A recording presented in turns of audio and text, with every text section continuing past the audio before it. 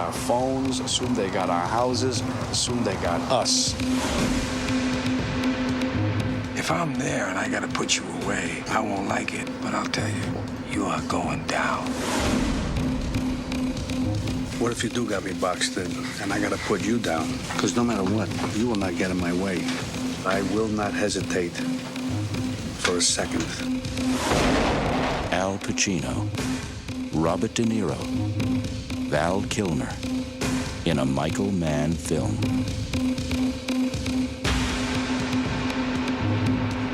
Whatever score they're gonna take next, they're gonna have the surprise of a lifetime.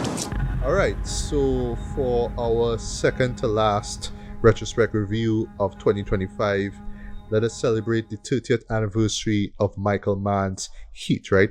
Which is still regarded as probably his magnum opus, probably the best film that he's ever did, right? So let's as we usually do it with retrospect reviews, pre-ramble time, right? So for me, pre-ramble, back in '95, just a very formative year as far, as movies go, right? So, my summer was, it was stuff like Casper and Major Payne and Batman Forever, which for me was my favorite film of that summer, right? Remember, I was like 10, 11 years old, right? So, I was 10 years old, right? No, sorry, I was 11. Right? So, yeah, Batman Forever was the shit, right? So, yeah, leading up to the year's end, there was stuff like Mortal Kombat, which I was so excited to see, but I didn't get a chance to see theatrically, which sucked, right? I would have been over the moon if I saw that in cinema. I had to wait till it came out on VHS. That's how old I am, right? Before I first saw it, right? There was, that's how old I am, right? There was Ace Ventura When Nature Calls, right? And I say all these things because I'm talking about 11-year-old me. So at the time, I heard of two shows, right? One of which I wanted to do a retrospect review of, but I basically had to pick between that film and Heat, right? That first film was Casino, which was directed by Martin Scorsese. It starred Robert De Niro, Sharon Stone, and Joe Pesci, right? And in December, Heat came out, right? And, 11-year-old me just hear about Heat. I saw the trailer for it on TV. It's like, all right, this sounds cool. But, the sell at the time was Robert De Niro and Al Pacino. Because I even though I didn't see The Godfather Part 2 as yet, sorry. And I did not see Scarface as yet, right? I knew about how big of a deal those two actors were, right? They were big, right? Even in, in my head, I knew that they were big, right? But yeah, that was kind of a big deal, right? But of course, I was too young to see that, right? So I would have to wait until I got cable. And swear to God, I saw that film once. I think it was on USC or TNT or something like that. I saw a TV version of it, right? And that was the only time that I saw Heat. Over the years, I heard about how great that movie was, right? And then, you would hear, like I would say my introduction to Michael Mann, in case you're wondering, was The Last of the Mohicans, right? Because that was a big deal back then, too. Yeah. And I saw that when it came out on TTT. I was like, wow, this show way more violent than I thought it was. Wow. You know what I mean? I remember that. Yeah, because TV censors didn't really care for us back in the day, to be honest. It's like, And mad points for TTT for at least showing the violence. I don't think they cut around it. I think they actually show the violence, right? I was like, wow, okay, right? But yeah, that was the first time I ever heard about Michael Mann, right? So I didn't know about Manhunter. I didn't know about Thief, which I saw years afterwards, right? And that actually came out, a while back, courtesy of the Criterion Collection, right? I'll make the argument that Thief was a precursor to this movie here, right? Because it's... This was a straight-up remake, right? If I remember correctly. Well, here's the thing, right? Michael Mann, I found this out after the fact, right? Michael Mann actually did a TV movie called LA Takedown, right? Or Crackdown, I think it was, right? That really was that really is where the story of Heat started from, right? But I don't know what happened. I guess it wasn't well received or whatever. It just didn't come out the way Michael wanted it. So yeah, eventually he remade it with a bigger budget and a bigger cast, all that kind of stuff, right? But yeah, if you watch Thief, right, which I think is his debut feature, you see that neo-noir element, right? I just let you know one time, Heat, in my opinion, is one of the best neo-noir films ever made, right? And looking back at this film, right, it's something that really struck me, right? I realized that in that mid to late 90s era, you really start to see the growth of neo-noir in the 90s, right? Because you had to remember, there was Reservoir Dogs, there was Pulp Fiction. Pulp Fiction is one of the best examples, right? But I would say Heat, though, like coming right after, like a year after Pulp Fiction, is like, yeah, boy, like neo-noir is back on a rise, right? I would say even stuff like Curtis Hanson, R.I.P. Curtis Hanson, L.A. Confidential is, a great neo-noir film, even though it is a period piece. I would say it is still a neo-noir, so passes as that, right? But yeah, just this idea of going back to 40s and 50s noir, like this film does, right? It's taking the whole bank heist or heist drama stuff, the criminals coming together, cops going after them, the detective stuff, but we putting a modern spin on it. I'll get to that in my review of the film, right? Yeah, like in the 90s you really see that really that neo-noir element coming back, and also too it being set in LA too, right? It's like, yeah, we doing the whole LA noir thing again. Okay, that real cool. We just looking back at it now, right? But yeah, just to wrap things up, right? So yeah, I saw that film once. I saw the TV edit version of it, and I don't know what happened, but like over the years I heard about how great it was, and people regard it as Michael Mann's greatest work, best film I should say. And I guess this for me, I can agree. yes, I would confess I kind of agree as well, right? But for me, I just feel like I just need to rewatch his entire filmography for me to wholeheartedly agree with that, right? 'Cause I think that it is his best work, right? But then like in the 2000s, there was stuff like, I'll never forget when he dropped that Miami Vice film. I was like, oh, we're doing Miami Vice, all right. And I know he worked on Miami Vice, the old film, but it's like when you see it, it's like, wow, that was so bad though. Like, I'll put it like this, right? Let's talk it quickly. I don't think it was that bad, but it is one of here's the problem. I made the joke that we already have a Miami Vice film. It's called Bad Boys. Thank you. That's kind of the problem. Yeah. That's kind of the problem. It just kind of didn't really work off, and it just kind of fell flat, and it took itself way too seriously. That's the main problem. Yeah, boy. Yeah. Michael Mann is like, I don't expect anything else now. Yeah. I only watched that film like a total of one time, and that was enough for me. I'll put it like this, guys. I watched it on a Friday morning on Cinemax. I nearly fell asleep. It was that dull. Yeah, Friday morning, folks. Friday morning. Yeah, so as a wrap up here, right? But yeah, Michael Mann is he's just a filmmaker that I just really need to like rewatch some of his films, right? Because like I saw Ali once. But Ali was a big deal because it's Will Smith playing Muhammad Ali. Right, and pushing up himself here. Yeah, the tone, like the Michael Mann tone, this sort of darkish tone, I felt kind of worked, but didn't work for that film. But I kind of get, you know what I mean? So it was just like, I don't know, like I guess it was because of that film and Miami Vice that just sort of turned me off. And then I never saw Black Hat because I heard bad things about it. I remember you mentioned about it before, Ricardo. Yeah, no, Black Hat is a case of chalk and cheese director's cut, theatrical cut. It's kind of like Kingdom of Heaven, where theatrical cut, complete ass, but the director's cut is really solid, like really solid. But I remember watching the theatrical cut and thinking like, yeah, Chris Hemsworth tore as a hacker, I can't buy that bullshit. Terrible. But again, once you watch the director's cut, it's like, oh yeah, this is much better than I thought it was, and oh yeah, right, it's really unfortunate that directors can't get a chance to do that bullshit more, right? But yeah, Black Hat is not great, but the director's cut is way better than the theatrical cut. That's all I'll say. Yeah, so as a wrap up here, right? So for me, I feel it's because of those three films, Black Hat, Miami Vice, and Ali, why I've never been keen to rewatch Michael Mann's films, right? Even even Last Mohicans, right? But yeah, I saw Thief a few years ago. I was like, oh, that's where that whole neo-noir stuff come from, right? And like the mere fact that he got Tangerine Dream to do the score fit, right? And I'll make the argument that Elliot Goldenthal, I think that's how you pronounce his surname, who clearly was having a hell of a year back in '95 because he also did the score for Batman Forever. Like, all right, but it sounds totally different, like when you think about it, right?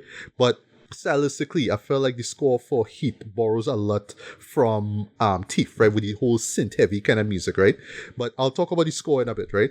But yeah, over the years, I would hear about how great Heat was, but it's just a film that for whatever reason, I just never bothered to rewatch, right? Until I found out that it was turning 30. And I know people were going to talk about this, you know what I mean? And rightfully so too, right? And yeah, as I said before, I would say, yes, it is Michael Mann's best film. It is my favorite Michael Mann film, right? But then again, I haven't seen all of his films, or I have not, watched a lot of it to really say that, yes, this is the greatest thing that he's ever made, right? But as far as what I've seen, it is the best, right? But I'll say why in a bit, right? But yeah, Alicia, if you don't mind, you can just talk about your history with Heat, and then we'll just get everybody else's, and then we'll just sort of dive in terms of dive in to talk about the film. Not really go into detail into what the plot is about, right? But just more about what works and what doesn't work. I'll just let you know there's a lot in this movie that absolutely works. But yeah, Alicia, your history with Heat. Well, to begin with, Heat is one of my husband's favorite films to watch. So I have seen Heat once over the past few years, every year, like an annual That's thing. amazing. That's awesome. Yeah, he absolutely loves that film. And so I have a lot of experience with it, watching it once a year with him.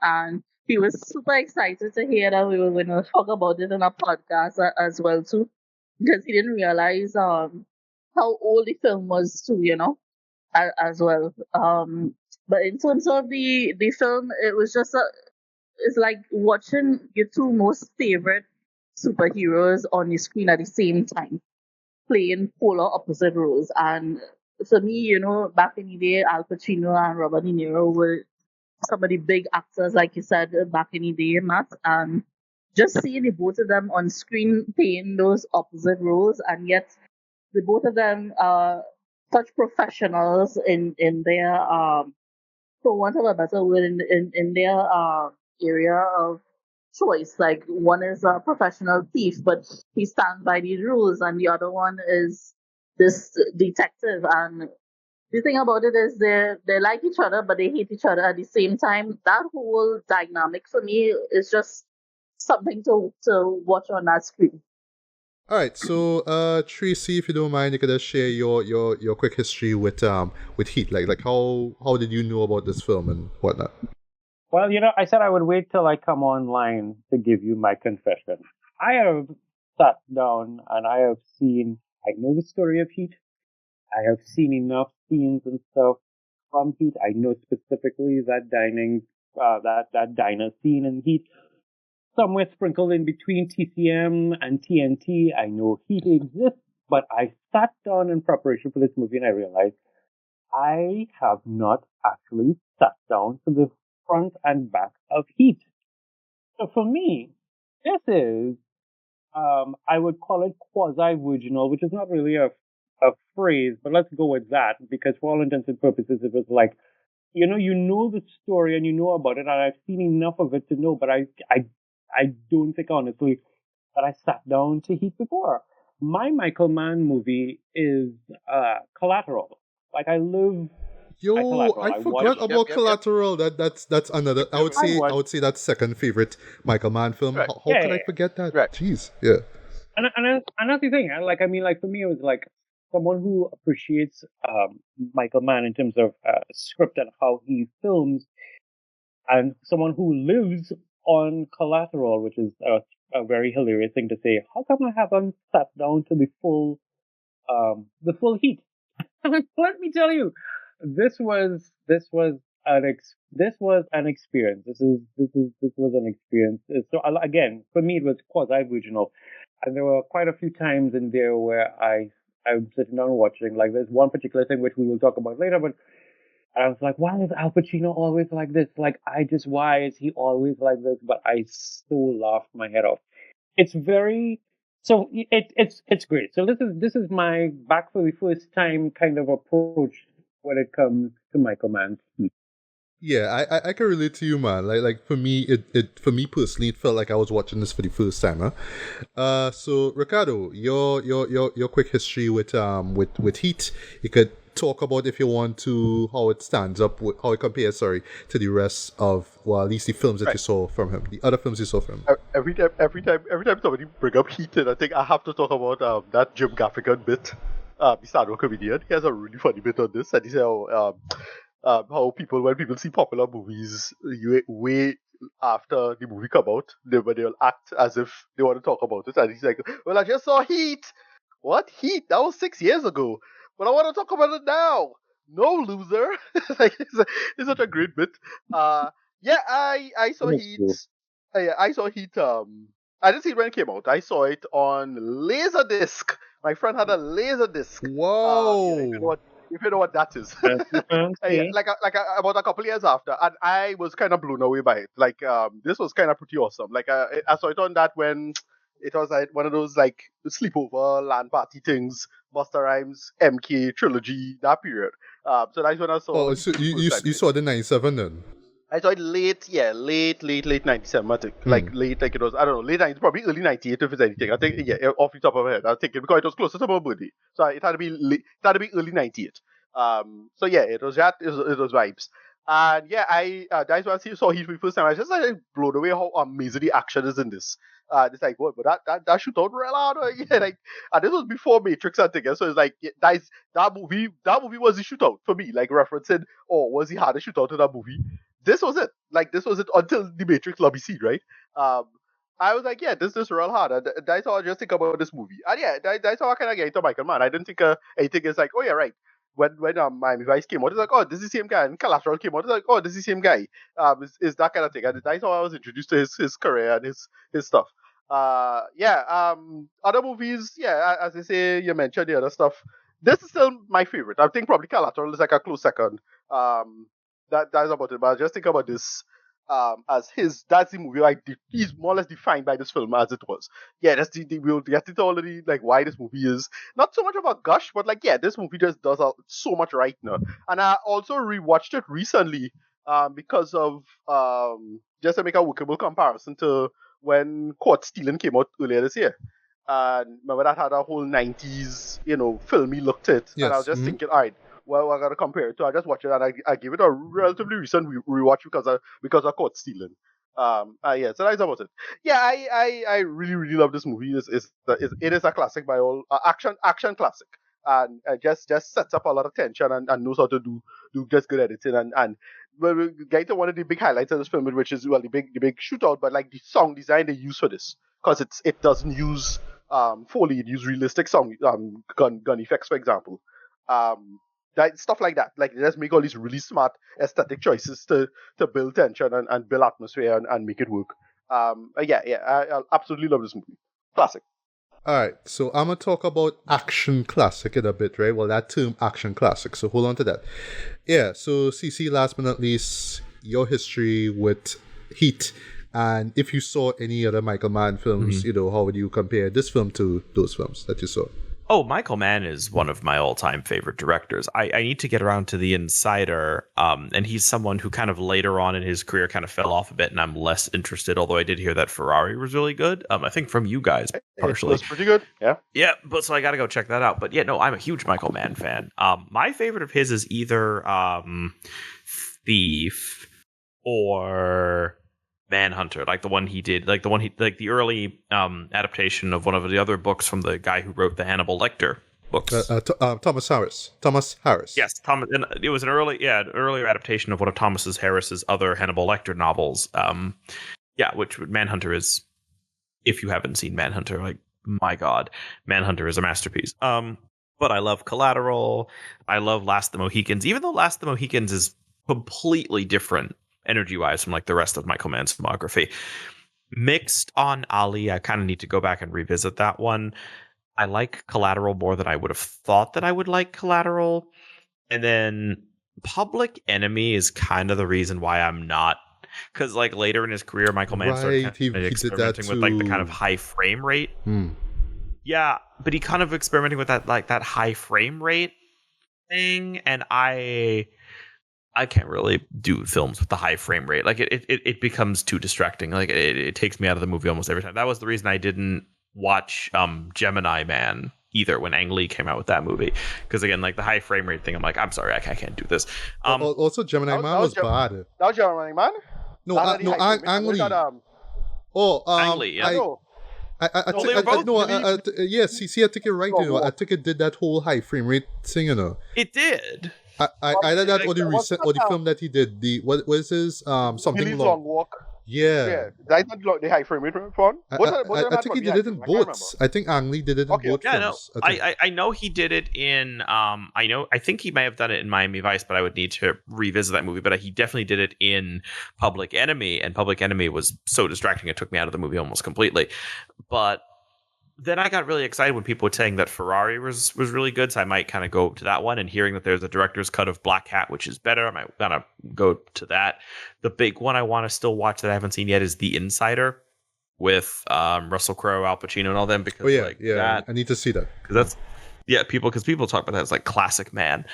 But Heat is an interesting movie for me because when I first watched it, I was like, oh, that's pretty good. And then kind of it snuck up on me a little later. I rewatched it for this podcast, and it became a great opportunity to show my wife, who had never seen it. She had a great time with it, which surprised me. And revisiting Heat, finally sitting down and revisiting Heat, I realized this movie has had way more influence on me than I would have thought, especially in regards to that diner sequence. Because rewatching it, I went, wow, I learned and like paid attention and even just outright stole so much from just this sequence when I was sitting down to make my senior film in college. Like when I made my like a senior short film in undergrad when getting my degree in film studies, I realized there were so many sequences where I kept coming up with excuses to put characters in coffee shops and have them talk about, or just at tables across from each other with like dinner stuff to like flesh out their feelings and their relationships and kind of like the dynamics of the situation at play and things like that. And I think the thing about Heat that I find really fascinating, and again, we'll get into this when we get into it in more detail, is kind of how understated it is. Like, whenever people, especially back in the Watch Mojo cycle days, people love to talk about the street shootout, and that shootout is fantastic. But this movie is almost 3 hours long. I think we forget this movie is as long as it is, and how much of that time is understated character drama is actually really remarkable, given that this is like an acclaimed mainstream movie. Like, if you were pitching this film on paper where it's like it's a cops and robbers drama, but a huge amount of that, like, but it's like 3 hours long, and a big part of that runtime is like people having conversations about their relationships, I think there'd be producers that'd be like, surely you've got to like, there's a way we can edit this and make this a little more exciting, right? But Heat works so well as a character drama. And I think that revisiting it and thinking back to what about Heat stuck with me, and what I like about Mann's other films, it's the drama, it's the interpersonal interactions, and kind of the way he gets into the psychology of these different professions, whether it's being a cop, whether it's being a serial killer for something like Manhunter, or whether it's being a professional thief, like any of these other things. It's getting into the headsets and the mind spaces of those characters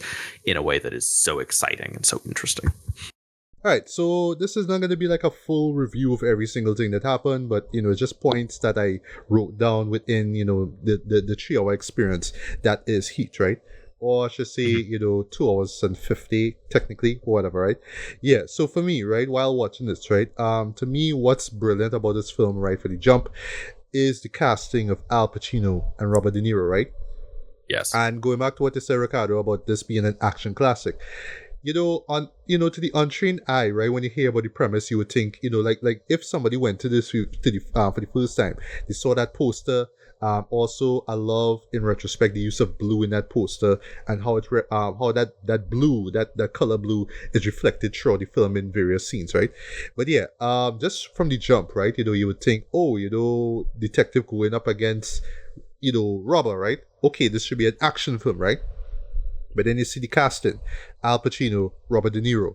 They are not action stars. Yes, they starred in films with action, right? So like Al was in Scarface, Robert was in Midnight Run, for example, which is a show that I saw once on USA, but I really need to, I should watch the uncut version, if you will, right?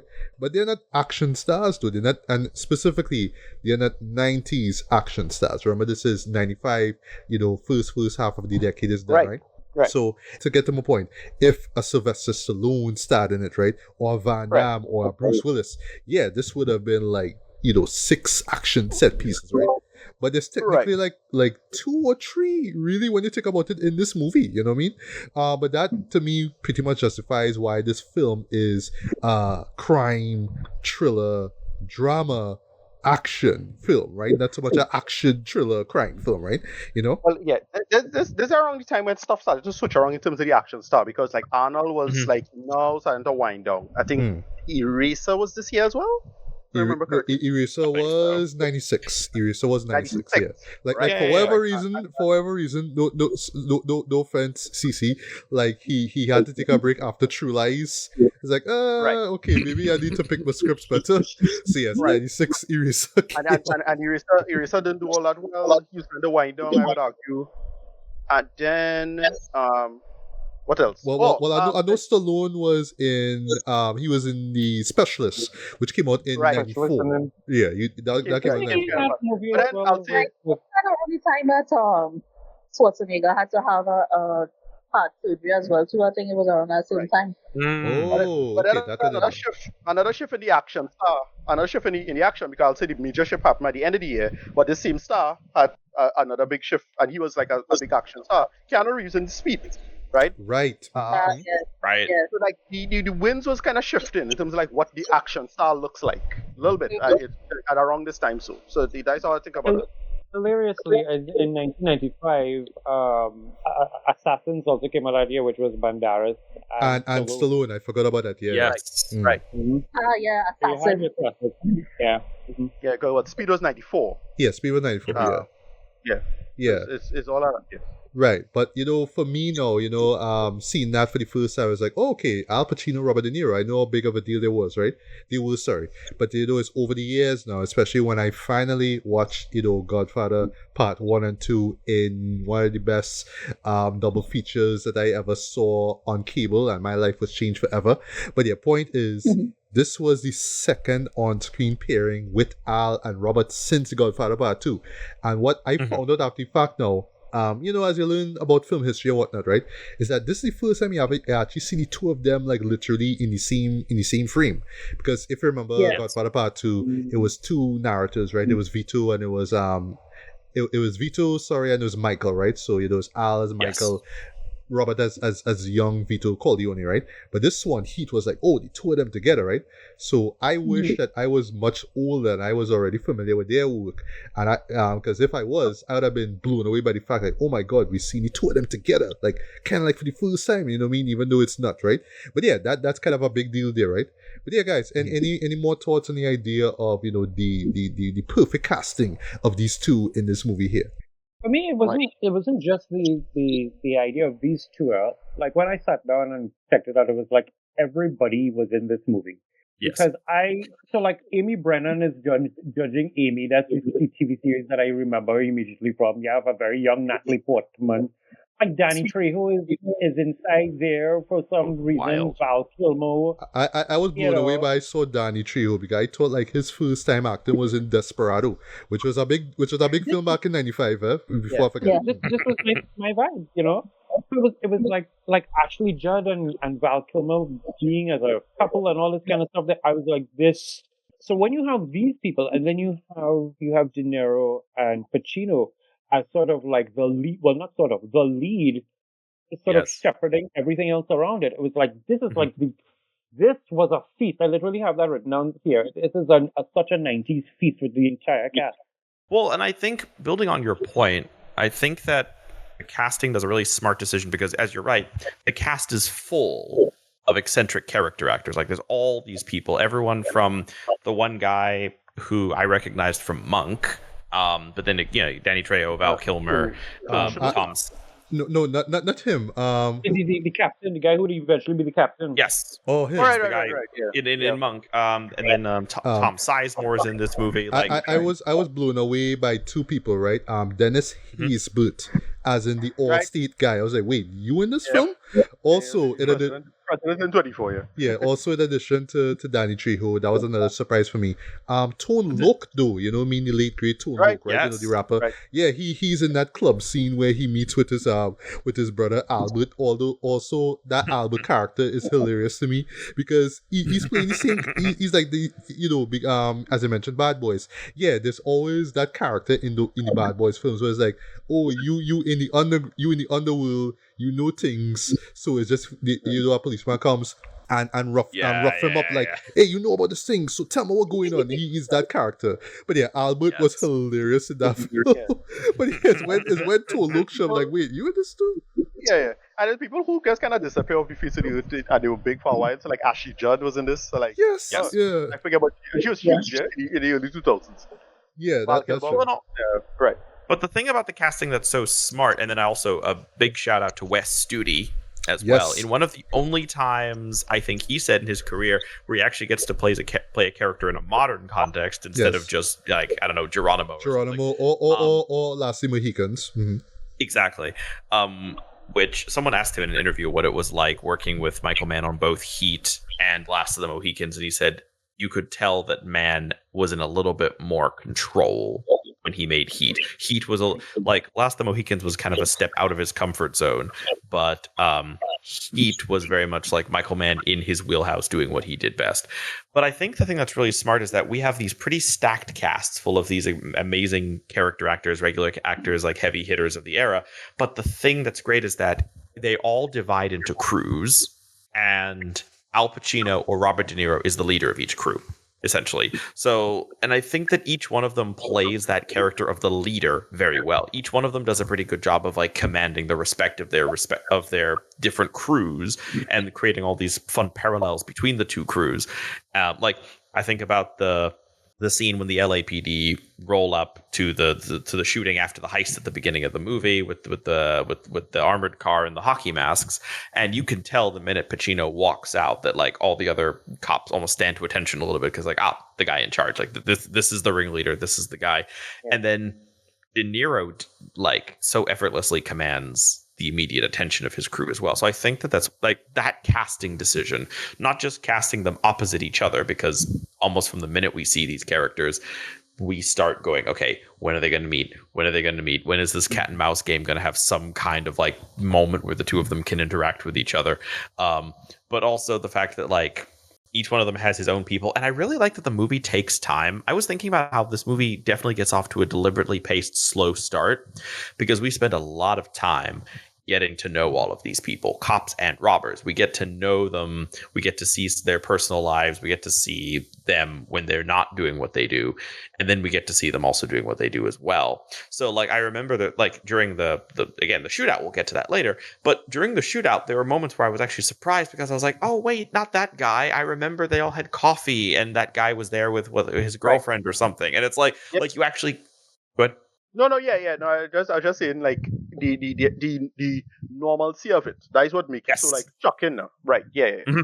Yeah. Like you get to know them as people, and like you get to see them as like regular Joes. So when they die, it's not, oh no, his henchman was killed. It's, oh wait, this character that I've spent so much time with. Like it's a movie that uses its 3-hour runtime incredibly well, but also having this ridiculous cast. And then of course, two of the greatest acting talents to come out of the 70s finally getting to share the screen together is a treat.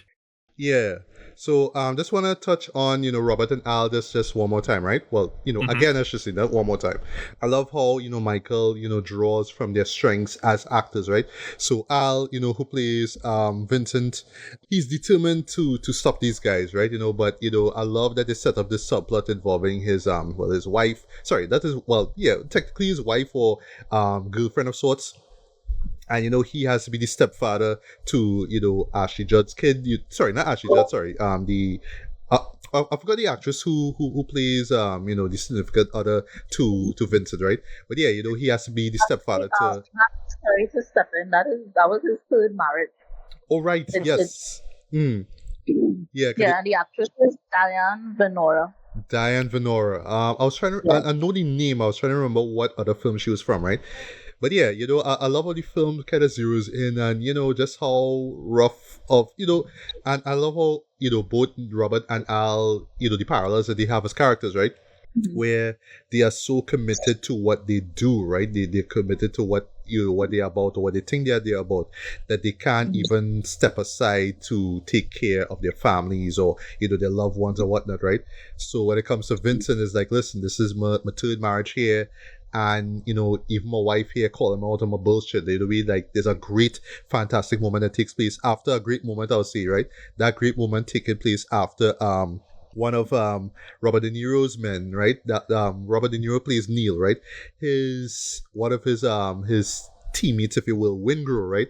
Yeah, he kind of does something bad in the opening sequence. I'll talk about that later, right? Yeah, and he runs off, and then he like kills a prostitute, but there's this powerful moment that happens afterwards, right? Where you saw the parallel before where you saw Vincent kind of just like asking, all the detectives around, okay, what happened? Who fired here? Who this, right? In this case here, he's seen this dead prostitute and you realize that she's like 16 or 17, right? And he's just sort of like kind of taking in what's going on, right?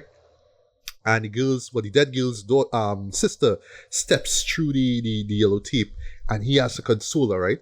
And one thing I love about this moment, though, is the music, right? Elliot's music, right? Because at first, it sounds very subdued, right? Like you're hearing it in the background, but it's not like loud or overbearing, right? But in that moment, the music just sort of shoots up and you're hearing the strings and just so poignant, though, you know what I mean? And it's just him trying to console her. And she just like, letting out all the tears or whatnot, right? But I love that right afterwards, right? Because prior to that, he was at this function, right? With his wife. So we got this page like, okay, I need to investigate this thing. And she's like, okay, whatever. And then he comes back and then he kind of has to explain to her what happened. And she's like, this is why this relationship doesn't work out, right? I just love that, this paraphrasing here where he talks about, like what do you want me to say? Like, oh, I saw this crackhead who took, her child and put it in the microwave, right? You want me to tell you this? You know what I mean? After a long hard day of work, like, no, like, like I want to kind of exclude this out of our lives, but at the same time, it has to be part of your lives, right? So I just love how they do that there, right?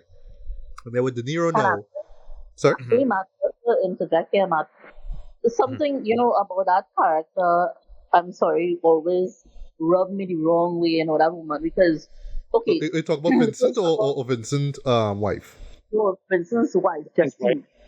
I would say this. Sorry to cut you. I would say she is harsh on him. She's very, very harsh on him.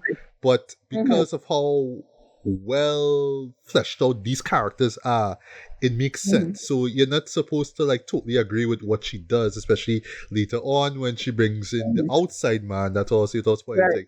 But it's like you kind of understand why she moves the way she does. But she's very harsh on Vincent. I would admit that. Yeah. Yeah, but the thing about it too is, and this is an issue that happens in real life as well too. When you're in a relationship with someone, right, you're gonna get exposed to their career, right?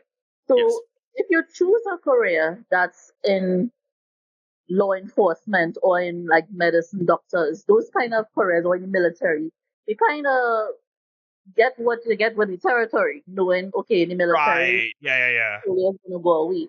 This guy deals with like the dregs of society, these horrible murders, right? And any normal person, that's gonna take a mental toll. I don't care how strong you are, how mature you are. When you see these level of crimes, it's gonna take a mental toll on you, and you don't want to bring that home into your family. No. And the last thing you want to do is talk to your wife about this man microwave his baby, or this 16-year-old prostitute got after that, whatever happened. That's the last thing you want to do, to talk to your wife about. You wanna shut that part and protect them from those horrible kind of stories. Yep. And like Matthew said, yeah, she's being overly harsh with him, and she's not very understanding of the career that he's in. And because she's so obsessed with that, at certain junctures, I think that she does not pay attention to her own daughter, the deterioration of the daughter, right? Because the daughter is already observed as being fragile, because in the actual beginning of the film, she's flipping out over she can't find some special barrettes clips for her hair. Baguettes or something. Yes. I think it's baguettes. Yeah. Yes. Yeah. Right. She couldn't find it for her hair, and the mother is just there casually drinking her coffee and reading the newspaper, and the child is literally having a cash out over these things, and the mother is not sensing that there's something deeper going on with this child. Right. It pisses me off every time I see that film. It's like, come on, wake up. I want to slap her upside her head and wake up, pay attention to the child. as we see later on in the film, it has a very detrimental circumstance Yes. on the child. Mhm. For goodness sake, her stepfather pays more attention to the child's mental health than the child's biological mother. You know? Yeah. So just, Well, and I think it ties into a larger question within the film, which is this idea of whether people like McCluskey, De Niro's character, and Vincent, Pacino's character, can actually have sustained relationships. Like McCluskey's entire relationship is quite literally like his entire mindset is you can't have anything that you can't walk away from in 30 seconds flat. Like right. that line about like that's the kind of life you have to have. If you're going to have this type of life, you have to be unattached, you have to be distant, you have to keep anything too personal. Like I love all the tension between him and Val Kilmer's character Chris, where I don't think he understands why Chris has this life with like a house and a wife and a child, and he's like, all these are liabilities. I don't understand why you're, especially when he gets pissed with the wife having an affair, not because he has some kind of loyalty to Chris, but because her affair is yet another variable he can't control. Yeah. And I think that when you think about that coffee shop sequence, one of the big things that they kind of talk about is this idea of neither man knows how to do anything else but what they are doing. Vincent can't be anything but a cop, hence why he's on his third marriage and kind of pessimistically is like, this one probably isn't going to last either. But also why McCluskey, like the man doesn't have any kind of idea of like, you compare him with the thief character from Thief, right? Who has like that little postcard where he's like, one day when I have all the money, I'm going to have a wife, I'm going to have a house and child, and we're going to move to, whatever this place is, and we're going to live there. Like McCluskey has his dreams, but you kind of get the sense that he does live job to job. And so it becomes this question of whether or not men like that, men who only know how to do the one thing, whether it's be a professional criminal or being a cop. And the movie does a pretty good job of kind of highlighting all the ways in which those two lifestyles are very similar in a really brilliant way. And the question it kind of asks is, can a man like that actually have a stable relationship? The heights for me watching those two relationships for me was the idea of reality versus fairy tale kind of, because even if you get into a relationship with someone who is, let's say, a police officer or they are a doctor or anything of the sort, they will tell you up front, what my life is like. But somehow you're still either of the belief that either, well, I can live with that, or well, we can change, or well, maybe when we get enough money and we don't have to do a whole set of jobs, things will be different.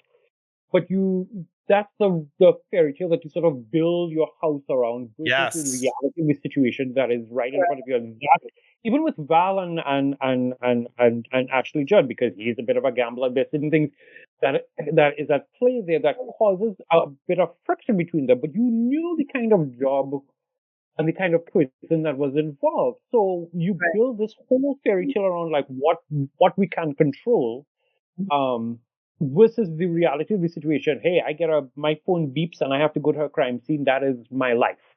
Right. Versus, what you think you could either control or whatever. But also maybe this is just something that I've been thinking about, not just outside of Heat, but maybe there's the idea of how do you compartmentalize, and we're not trying to go into Dr. Phil territory, but how do you compartmentalize? Because you're not able, it's not advisable to go and sit down and tell somebody, a 16-year-old who was just murdered, but how do you compartmentalize in a way that you're still present for the person that you have decided to spend your life with for the third time? That kind of hilarity. No, it's tough, Yeah. So before we get to three of the big scenes in the movie, right? And then of course the third act, and then we wrap up, right? Just want to touch on I just want to touch on one more thing as far as the pairing of as Robert and Al, like the characters that they play, right? So for me, I love that they have a specific way in terms of dealing with just this sort of like cynical way how they deal with their lives and whatnot, right? Like how they move the way they move, right? And it plays within the strengths of both Robert and Al, right? You know, Robert being the guy who has been in films like Reach and Pull and Goodfellas and, you know, Casino, right? He's the guy who will get violent if he has to, right? You know, he will get a little aggressive, right? Like what we saw after, you know, the first action sequence, if you will, right? With Wingro, right? Where he like goes, like he starts to hit him and then he go outside and he like, you know. He should have killed him a long time. I know, yeah. For real. I don't know why the man stole it, whatever. Yeah, but you see how, like, even when it comes to his relationship, right, it's like he tries not to get too aggressive with the girl and whatnot, you know, it's just like, listen, like, you don't understand, and like, this is what I have to do, right? But when it comes to Al, right, you know, Al is just the guy who will just react when he wants to, right? I just love, like, throughout the film, like, there'll just be like these periodic moments where he will just drop this really insane line, right? But it fits with Al and the way how he acts, especially, well, sorry to say, with Scarface, and you know, that say hello to my little friend moment, right? There's that manic delivery that he does, right? So there's some bars this man drop, right? It's like I feel like, swear to God, I feel like these things were improv. It's like the moment with him and Albert the Snitch, right? That give me all you got, give me all you got. You know what I mean? And like, you came up with that on the spot though, but the moment I feel that you really came up with the spot, right? I think the incident with the television might be ad-libbed too, you know. When he didn't know on the outside of the television. Yeah, because it feels logical the way how you react, like shit, like, you know, like a pissed off, but at the same time I deal with this other problem, and listen, like I should punch in the face right now, so you know what, like take this shipping TV. I just love that he just throws it on the middle of the street. That was funny. But I'm sorry. I don't terrible, but I just still quote great ass. That's what I was gonna bring up here. That line is so funny though. I literally but here what catch me. When you rewatch that scene, I think that he wanted to say big enough, because like if you watch his mouth, he says she got a great ass. Like he almost he stopped for a few seconds. His mouth starts to make the letter B. I don't know. Yeah. My theory is that the line in the script was great. He went to say big, realized he was about to say the wrong line, and pivoted. Is what I think happened. Yeah, but it's such an Al Pacino moment though. And I forget his Hank Azaria was the yes. You think him as voice actor of Simpsons of the Simpsons, right?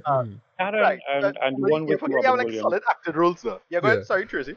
No. And when his role in Birdcage with Robin Williams. That's the two. Right. Yeah. That film from '96. Yeah. But that's one point about that, right? And then you get to the big scene with the two of them, right? I love how Vincent justifies that line where he says, so right after he says great ass, right? And he says, and you got your head all the way up it, right? And then he says, when I think of asses, a woman's ass, something comes out of me. I love that. So it just sort of justifies why he just delivered this crass line, because it's so audacious. But it's just like, well, yeah, that's why I say it, because as we think about it now, you know, because, you know, my wife and shit like that, right? But it's such an Al Pacino moment, though. Just how manic it is, but it fits with the character, right? I love that, right? So before we get to the two big action scenes, right, we have to talk about that diner scene. It is perfect in my opinion. It is a writing, it is a pacing, it is a blocking. And in terms of just the dialogue, though, and I make the joke while I was watching this, right?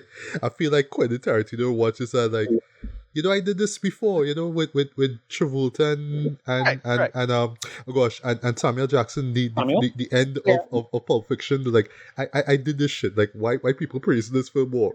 But I honestly feel it's better when man does it. No, I honestly feel like maybe man look at Pulp Fiction, that end scene was like, you know, I could do that too. Here's the thing. When Michael Mann, when Tarantino does it, it's look at these cool characters dropping one-liners. When Michael Mann does it, it's look at these two tortured souls as they navigate their peculiar, fucked up relationship, where the only person in the world who understands them is their sworn enemy. Yes, yes, yes.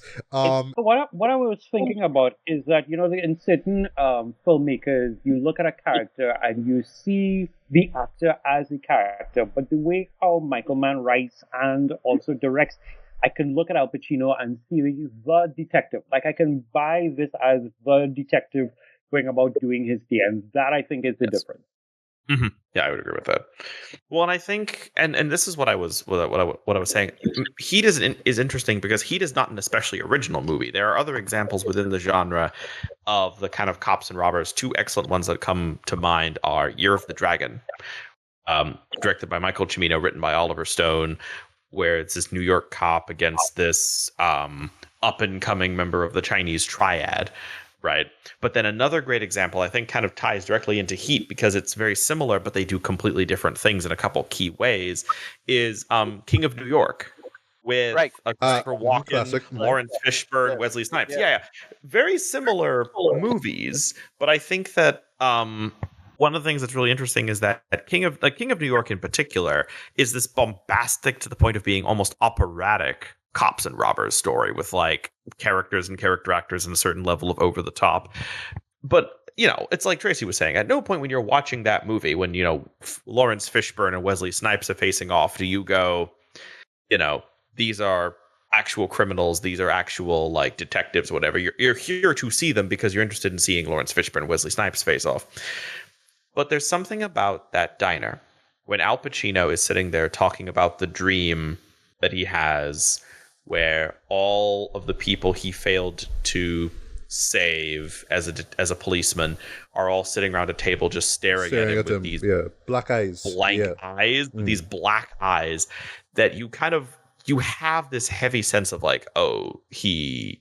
Like you have this moment of like he's actually. I mean, you take a moment where you forget that you're watching an actor playing a part, reciting a line. You have this moment where you go, this man has actually been through this. Same with when De Niro says, he has his own dream about drowning, that he has to wake himself up or he'll like asphyxiate in his sleep. Like, good grief, that's trauma. Yeah, so there's a couple more things I want to say about that scene, right? I love the fact that this happened I took note of it. 1 hour and 28 mark, like roughly within that space of time, right? And prior to that, right, we are just seeing these characters fully fleshed out. We understand the dynamic, one man trying to hunt the other one trying to evade the other and stuff like that, right? And we have all this internal drama going on as well, right? So, again, going back to what you said, Ricardo, about it being an action classic, right? If somebody went into this film, I would say right now, like if a contemporary viewer were to go into this blind, right? And thinking this is an action film, you'd be like, well, where's the action? Why am I just hearing all this dialogue stuff and seeing all this character stuff? Where's the action, right? And yet, when that diner scene happens, none of that shit even matters because if you've been investing in the show up until this point, you get it. You're already in. You're already locked in.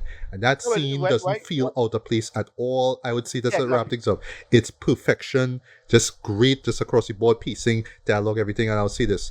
This will be viewed on YouTube for years to come. So to those who managed to rip that clip and put it on their YouTube channel and probably making a lot of bank from just monetizing that shit. I don't know if it's even possible to do that, but if they are, wow, because trust me, that is a scene that'll be referenced for years to come. I would say, even from both our writing and our acting perspective and also a directing standpoint, right? That is a scene to just watch and be like, yeah, I want to do something like that. Yeah, Ricardo, your takes on the dynasty.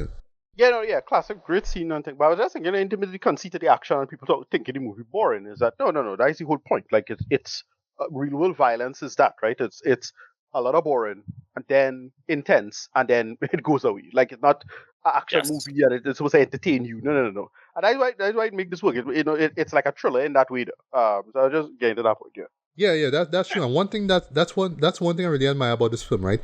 I would say I don't want to say it's going for realism, right? But it's trying to present this realistic enough take on, how a detective will go about going after a robber in LA as well, right? Yeah. I would also say that I do think the film is going for realism. Like when you think about realism, and this will actually be a segue into something that I know Ricardo wants to talk about in regards to the shootout sequence. Mann is deliberately breaking from the convention of action filmmaking and like crime filmmaking in particular.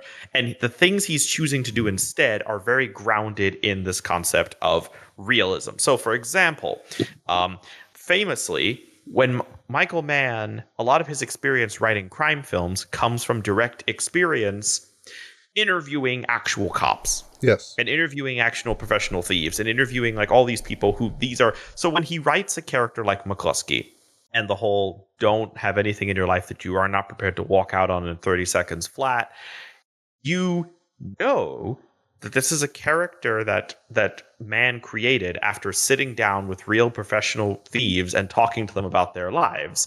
Like a lot of the same research that went into the Miami Vice show, that went into Heat back in the day. I mean, not Heat, Thief back in the day. I know he interviewed like actual like crime scene detectives and like, you know, the kind of detectives who handle serial killers when he did Manhunter. So he is, and I would argue that he is actually going for realism because he's not, I mean, there are moments where the film is especially flashy, true, but he's still grounding it with an attention to like kind of effects and moments that evoke reality. Hence where we get into the whole, again, and this is, you know, teeing this up for Ricardo to talk about, but sound design is a big part of this in an absolutely big way. So Ricardo, if you want to. Oh no, yeah. That's one thing that I didn't notice this when I was a kid, but I didn't think about it. When I think about it in retrospect, it's like, oh yeah, right. Like it doesn't do the typical Foley sound effect stuff. No. They went out of the way to shoot it, and it did this kind of blowing out, echoing kind of feel to everything in the shootout. And it's like, yeah, when I think about it, like actual like how guns work. Like take for example the silencer, right? Yes. A silencer, you'll hear this pew song, bullshit, total bullshit, not how silencer song. And yet for some reason Hollywood would keep, you know, pushing that for you. That is about as silly as like when you hear Wilhelm scream or, you know, what do you call it? Like a creaking door or something like that, or a creaking chair. Or perfect example, when you see a lightning bolt and you hear thunder, like a second after. Or as silly as a bald eagle song. That's not what a bald eagle sounds like. Or the fact that most times when you watch a movie and you hear a lion, you're actually listening to tigers because lions are not as loud. So tiger sounds are a lot more dramatic, and so Hollywood has been using them for years. Yeah, exactly. Stuff like that. Like they'll always use these stock conceits and play with that, and you know, for a lot of people, they're fooled by that, right? A lot of people actually fooled by these things, unfortunately, as in each of it. Like, you know, most people who travel the world or actually like try to look for the real thing, right? But it's completely a shoot in this, and when I think about it, it's actually a really, really kind of a master stroke, right? And listen, this action sequence again until the Matrix lobby shootout. This was the gun shootout scene, like that define and still defines our generation. Solid stuff. I mean, it just escalates so well, and then, you know, it just wind down in a really unfortunate, tragic way. At the end, it is great. Yes. Like I mean, it's tense as hell. Like nice. I mean, as the kids say, Michael Mann cooked here. Yeah. Like it's really absolutely. Good stuff. He did. Yeah. Well, you know, prior to that, of course, you know, there's the armored truck, you know, robbery as well, right? Which is a great way to open the film, right? I love that, you know, even in that moment, it takes its time to build things up in terms of where the characters are, where they're going to be driving at and whatnot, right? And one memorable aspect about that scene for me, you know, is the use of hockey masks, right? You know, there's something about, you know, that white hockey mask that Val Kilmer uses, right? Yeah, it always stood out to me, right? But yes, that shootout that happens in I would say near the end of the second act too, is by far the best scene in that movie, the most visceral in my opinion, right? Yes, Ricardo, you're right. The sound design was brilliant, though, and what I love too, you know, no music, no background music playing. It's just bullets and people running and whatnot, right? And you know, just chaos, right? But what makes that scene so thrilling, right? So intense, in my opinion, is that it's in broad daylight, dread, and it never shies away from the fact that, you know, there's passerbys, there's pedestrians, and they could get shot, they could get hit with bullets at any given time, right? That's actually Plaza dread. Yeah, that's actually Plaza so dreaded. The what, sorry? Especially when Tom Size was a little child. Oh boy, yes, that caught me by surprise, right? And one thing that caught me is that the way how Tom Sizemore character dies, like, yeah, that's the only way he could have do it. headshot, right? Yeah. But the Yep. kid is why thinking about it though. Even though he grabs the kid Yeah. and takes away from the safety, it's like still that kid had to live with the fact that, you know, she was held by a guy that got shot in the head like that, right? But yeah, That kid's gonna be in therapy for life. Lifetime trauma, exactly. Lifetime trauma. Yeah, but boy, Lifetime trauma for that kid. Whoa. yeah, Yeah. Well, and you, Matthew, you mentioned the score earlier. One of the things I think that's genius about Heat, and this goes back to what I was saying a few minutes ago about realism, is that Heat knows exactly when to have score and when to not have score. So, for example, the entire, like, except for like the beginning of the heist, but like once we get out into the shootout itself, building to a couple moments, most of the time that's without music. However, the sequence, as you mentioned, where he's having to console this like the sister of the murdered prostitute, suddenly the score kind of builds and then swells. So it's a little bit, there's a similar thing that goes on in A Princess Mononoke of all films, where there's actually not as much music as you think there is, but the reason you think there's a lot of music in that movie is that when it's there during some of the most important moments. That's true. Film, Yeah, which I really appreciate about it. Yeah, it's very intentional music design. yeah. But yeah, that shootout is brilliant. In terms of pacing, in terms of editing, just as Robert De Niro just being a badass shooting through the windshield, because he actually did that in a scene earlier on where he met a guy to get a package, right?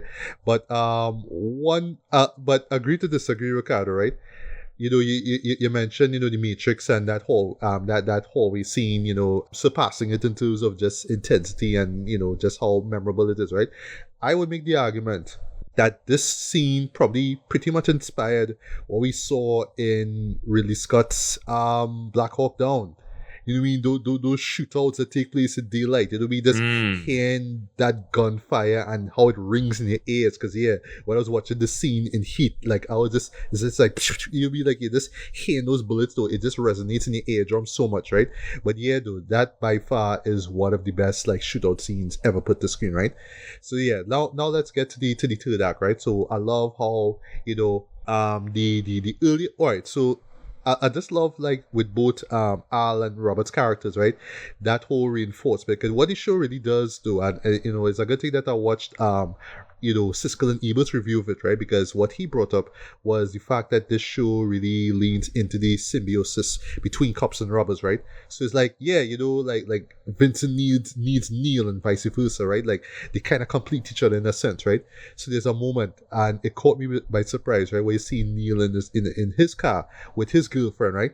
And he's like, okay, I just need to get to this one point here. I need to get to the airport. I just need to jump in this plane here, and then we could just fly away, and that's it, right? And there's a shot where they go into this tunnel. I just seen this bright light just shining on top of the car, on top of the characters, right? Almost not so much like a light bulb revelation, but almost like, yes, this is the redemption. This is what you've been working towards. This is what you need, right? You know? So, you know, you can talk about your character being immoral as much as you want to, right? But this is your moment to get out, right? And there's this light shining, almost heavenly in a sense, right? I love how that's reflected later on with the airport where you're seeing these planes flying off, and ever so often, you know, the light will shine on both Al and, you know, Robert's characters when Al is chasing Robert, right? You know, but yeah, unfortunately, you know, Robert's character, Neil had to be like, all right, listen, I could go to the airport though, I could jump in that plane though, but I had to kill Wingro because he did what he did. I had to go after him. And in retrospect, it's like, no, you could have just jumped in the plane, dude, and you could have gotten away. But exactly. no. All I right. love how he You does see the that. wheels turning in his head, and Yes. while he's driving the car with Edie, and you're like, no, don't do it. Don't do it. I know what you're Don't saying. do it, man. Don't Come do on. it. Yeah. Don't do it. Just take the girl and go, Go, please. yes. And in case of Vincent, This is your chance, man. yeah, and in case of Yeah. Vincent, now is like, listen, well, Natalie Portman, that'll be his stepdaughters. Yeah, Right. that moment like completely shocked me. It's like, oh my god, she was in a Wild. bathtub in a hotel, like bleeding out. Like what? So you know, Yeah. thank God that she survived, right? But instead of just But sticking if you around think about in the hospital, Sorry to interrupt. Uh-huh. The thing about it, what the key moment of that scene is the location that she chose to do the act, you know, because that was, Yes. remember, he left home at that point, and that was his hotel room. She chose to do that. Yes. Yeah. Yeah, But that is actually a pivotal Like- moment. yes. Doesn't his wife literally say in the hospital she chose you? You. Yeah. Mhm. Yeah. Which no, that whole subplot is amazing because like it's so well handled. Yes. There's all the little subtle hints of what it's going to happen. There's all these little dark moments of foreshadowing, nothing too obvious, but when it happens, it's like, oh, and very much that moment of like, I think one of Robert De Niro's greatest strengths as an actor, and this is one of his. I don't know how he fucking does this aside from being a wizard. I can't think of very many actors where you watch them think, if that makes sense. Like, De Niro is one of the only actors who you can watch him think in character and come to a decision in character. Yeah. Yeah. And it blows me away every time. Really turning in his head while he's driving. Yeah. His eyes, the way that his eyes twitch. There's something to do with that, but you're very right, CC. You could actually see that he's thinking. Yeah. And you're so in sync with the character at this point that you know what he wants to do, and he's like, I have to finish this. I have to finish this. Yes. And it's like, no, leave it alone. Exactly. Yeah. But that's just to get to Al now. So, Al could have just stuck with, with his wife and, at least stuck around and wait to see how the stepdaughter doing. But it's like, no, I have to go after Neil. And, I love that the wife is just like, well, okay, well, all right. Well, he kind of ends it off, actually. I was like, yeah, I understand. Okay. But, like, after what you saw with Natalie Portman's character, like, you could at least stuck around. But it's like, no, I need to get Neil. And that one leads to the finale, which is so well paced, so well put together. Wow. Again, and what I love though is just the use of the lights, of just lighting in general, with those planes overhead and the lights shining down, right? I love that as a great motif. Yeah, look great, yeah. Yeah. So of course it ends the way it's supposed to end. The hero kills the villain. I just paraphrase what the villain says. Is where he says, "Why I told you I'd never back down." I think that's what he says, right? And just how I told you I'd never go back. Yeah, I told you I'd never go back. I told you I'd never go back. You're not going back. Yeah. Because there's that great moment earlier when they're in the diner where Vincent accuses him of trying to get caught, and he's like I take in plenty of guys who are like trying to go back, trying to get caught, and McCluskey says, "Do you see me robbing liquor stores with 'Born to Lose' tattooed on my chest? I'm not going back." Which is such a good. That's a bad line. That's a bad. That's a dope line, right? But yeah. And last point with the ending, just that final shot is great. With the light overhead them and whatnot, with the silhouette, and also Elliot's music as well. Like it sounds triumphant, but at the same time, there's a sort of like a poignancy to it all. Like this is their fate. It was always going to be like this anyway, right? Yeah. Neil could have escaped. Like I honestly, while watching it, I tell myself, yeah, Neil could have left. I would have been okay if Neil left and Vincent didn't catch him, and that would have been a great end to me. But it's like, no, their fate was always intertwined like this. It had to end like that, and that's what I felt Elliot's score really emphasized at that point, right? So yeah, and it's so really poignant the way that Vincent holds Neil's hand, knowing that he's about to die. Yes. So he's like, okay, point, you're not gonna die alone. I had to do what I had to do because it's my job, but I'm not gonna let you die alone. And he holds his hand while he passes away. It's so emotionally poignant, that moment to me. Yeah. Right. While also being so understated. It's such a simple moment, but it speaks such volumes. It does. Yeah. So yeah, final thoughts. This is a masterpiece. I would say this is one of the best neo-noir films ever made, one of the best crime films ever made, one of the best thrillers ever made, right? Could I call it an action film? I could, right? But it's just really that second act shootout that I would not argue if people put this film as an action classic because of that scene, right?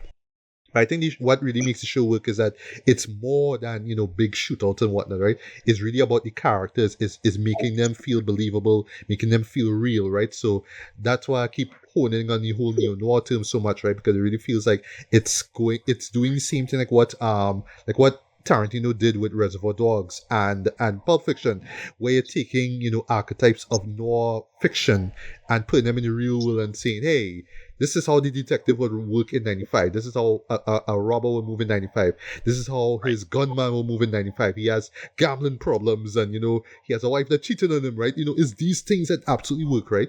I'm actually amazed that, Michael actually got away with this though in 95, right? Like telling this 2 hour and 50-minute movie and saying, yes, this is the film. I'm not cutting anything out. This is the story that I want to tell. And you're going to be locked in, right? So I can imagine like just people who just jump into this thing blind, having no clue about what this movie about, probably telling themselves, oh, it's an action movie, and coming out like, wow, they're really taking long. But going back to what I said, Al Pacino, Robert De Niro, they're not action stars, but you're still getting, a high level of quality when it comes to their acting, when it comes to their performances and whatnot, right? And yeah, pound for pound, they deliver the best performances in their career, right? Just the mere fact that they started in a film together in 95 is kind of amazing, right? And it would take them up until The Irishman back in 2019 for them to reunite, right? It's kind of amazing. Technically not. Panero, right? Oh yeah, Panero. Yes, yeah, Panero. Yeah. Right. Well, and technically they were. It's a statement to how iconic Heat is. That we actually forget that because of the success of Heat, there was a brief period where there were actually a couple movies where they, the big tagline was Robert De Niro, Al Pacino, they're back again, like Heat. But again, we don't remember those movies.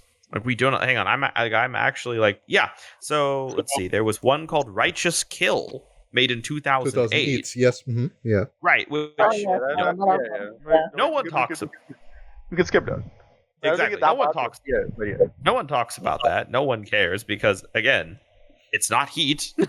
No, I mean the entire landscape of film and cinema shift by then, and unfortunately, by that point, we loving Batman and Iron Man, right? Unfortunate, but yeah, right. Yeah, exactly. Yeah, so as a wrap up here, right? Yeah. One last thing I just want to mention too about this film that really struck me, right? Again, going back to neo noir, right? I love that Ellie is a character, or it feels like a character in this film, right? Because there's a lot of like night, nocturnal scenes, a lot of views of views of the city and whatnot, and it feels like a character in this movie. It's similar to like how like Thief did, right? Where there's a lot of like nocturnal shots and whatnot, right? It really feels like, Ellie is just this backdrop for these characters that just sort of coexist and intermingle and all that kind of stuff, right? So I love how Michael Mann did that, right? But yeah, from a directing, writing, acting, pacing, just pretty much across the board, this is like next to flawless in my opinion, right? And I would not be surprised if I were to like just look at action or crime or thriller films that came out within the mid-90s. I wouldn't be surprised if this film kind of comes out as a groundbreaking film, right? In terms of just how it was able to just take these elements and put them together, right? So you get the action, you get the drama, you get the thrills, right? But you get this really potent, very compelling, crime drama as well too, right? And it just absolutely works, right? And also, the supporting cast is great as well, right? I love that the film gives everybody, time to shine, right? So it's not just, the Panero show, right? Everybody else gets a time to shine, right? Whether it's the late great Val Kilmer or John Voight, I forget that he was in this film, Danny Trejo, just everybody gets a time to shine. Nobody feels forced or out of place in it. Everything fits, right? Even though it's kind of the Panero show, everybody fits within this neo-noirish world that Michael Mann was able to paint, right? And mad points for Warner Brothers for just saying, listen, you want to make a 2 hour 50 movie? You go ahead and you do that, right? Where majority of the film is about dialogue and just great characterization. You do that, right? But yeah, for me, easy 5 out of 5. See this movie before you die. This is a film that I regret I did not revisit years before doing this, retrospect review. But I'm glad that I was able to see this, and I'm glad I was able to talk to you guys about it, right? Because I have a feeling that we all agree that this is a masterpiece, right? But yeah, hands down, one of the best neo-noir films I've ever seen, one of the best Michael Mann films I've ever seen, and yeah, I really do need to double back on his filmography, and then I could say, yes, this is top tier in my opinion, right? But yeah, this is easily his best film in my opinion. But yeah, Tracy, your final thoughts on Return. Well, before that, I'll say two things. One, in terms of the finale, I have something scribbled on here that says, "Remember when you could have seen nighttime shots?" Because I go For back real, now to like lighting. the times when you knew it was night and things were happening and there were lights around and stuff like that, but you knew it was night. You didn't have to go straight up to the computer screen or the TV or whatever it is like that. Give me a break. And then in terms of the length, and this is something that I would throw out for everybody in the room. I feel like length of films are an issue for people now, or maybe that's just nostalgia. Thank you. No, I agree. Like in 1995, if I saw a 2 hours or 3 hour film, for me it was the film. I sit down every Easter and watch Ten Commandments. That's like 5 hours. Right. I grew up watching. So it wasn't really a thing for me. And like now, whenever a movie comes out, the first thing is like, the runtime is 2 hours and 12 minutes. What the hell? And it becomes, and I sit there and I'd be like, okay. But so that's me with length of films and that kind of stuff like that. That's just brilliant. In terms of my rating, I put it up on Letterboxd as a 5-star film. I went to Letterboxd and did my Letterboxd thing, but no, this is a 5-star A+ kind of movie for me. I have a note here that says Michael Mann shoots this so real it feels like a lived-in movie, and that I think is what really holds up. As well as I do have a folder in my Letterboxd that is a list that's called "It Still Holds Up," and the fact that this was a 1995 film, and we are in 2025, and it still feels like if you were to watch this like in this modern world, it still does hold up. Yeah, agreed. So I'm very keen about that. I didn't even know about writer's skill until I just looked it up. I was like, 50 cents and everybody's in this. Okay. So that's the heights for me. It's the big moments, it's the little moments, it's the glass of water that he puts on a table after the night that they spent together. That's Niro, and goes about his business. It's something about that I was just like, get hydrated. I don't know. I just like the little touches. So this is a good movie for me. And now that I've seen it again for the first time, I will be doing more of this. So yeah. Yeah. Ricardo, your final thoughts and rating. Yeah, to borrow from Panero, the Ghost, right? Styles right? Pacino and De Niro, we call him Panero, right? Yeah. Yeah. This was I love this movie. Real vibes. Great script, like really, really solid script. Great atmosphere, and it's just such a like usually when I say product of the 90s is usually a insult, but no, in this case it's a right. In this case, no, it's the great example of film at the past. And somebody made a point about one of the problems with modern films is that there's a distinction between optic and haptic, and a lot of old films are haptic, right? Old films have a more feel to it, a more real feel to it, and yeah, this is a perfect example of that, right? It's just it there, it hot, it looking grimy, you're feeling it. And they make it work for what it was, right? There's long before the digital era. Look, I love the digital stuff, but this was film. This way it was. Great movie. Love it. All right, CC, your final thoughts and rating. Obviously masterpiece. As I said, the only reason it's not my favorite Michael Mann movie is that there is stiff competition for my favorite Michael Mann movie, but revisiting it and realizing how influential it's been over me, but also like what a breath of fresh air. I mean, you're right. I really hate the whole blank couldn't be made today discourse, but right. I do admit that Heat would be a bit of a hard sell at the moment. I mean, maybe if you had stars that were as big as Robert De Niro and Al Pacino, maybe you could sell it, but the Heat as it is, and like how it is more of a kind of a as a writer, I am in awe of how efficiently Michael Mann uses the entire runtime of this movie. Like, this is a long film. It's a great movie, and I agree with Tracy. Length discourse is generally stupid. I grew up with classic Hollywood musicals and Bollywood. Length means nothing to me. Sounds like a skill issue to some people. Every Sunday. Like exactly. Like once you've seen and rewatched Lagan, anyone who's like, oh my god, anyone who's like, oh, Avengers is like 3 hours, I'm like, rookie. But like, what I think and again, I'm a fan of something like Camelot, also a lengthy movie, but you can misuse length. I have seen plenty of movies that were short that, weren't able to kind of distribute their runtimes more effectively. But then I've also seen long movies that had a hard time with like, okay, we're a long movie, but we don't like. And again, I complained a couple months ago about Bryan Singer's Superman Returns, which is the longest Superman movie that's yet been made, but doesn't know what to do with all that extra time. Man understands. The fact that when the heist is happening, the driver gets killed and we all flinch because we know this character. We have been watching his journey as he goes from ex-con to trying to rebuild his life as a line cook, and we have been watching that whole progression, and then we see him get shot, and that we're actually affected by it. That is a mark of a good movie. That is a mark of an intelligent, well-structured, smart movie. And yeah, no, just genuinely fantastic. And a movie that it's a movie that I definitely think should be taught.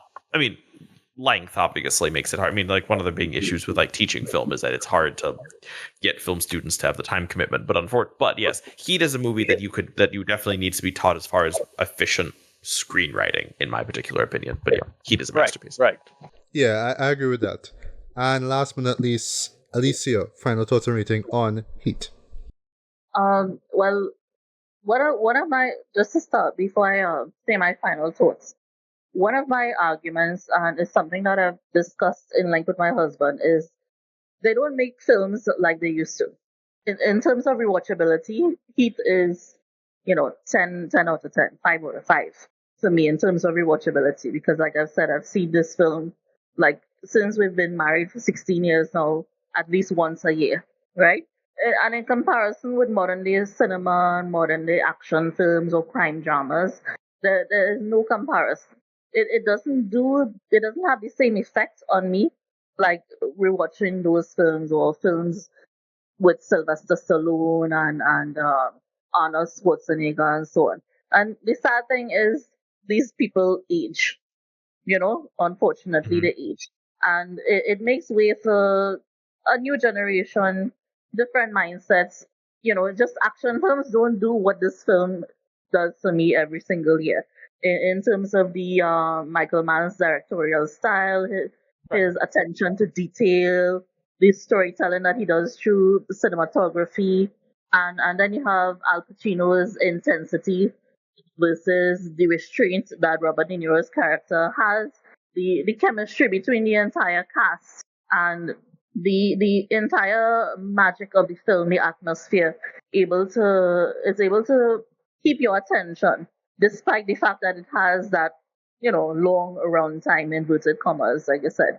We have seen, we have grown up from, someone mentioned 10 Commandments, which is 5 hours long, and so on. So this is kindergarten stuff for people like us who have seen movies like that, Lord of the Rings, and so on.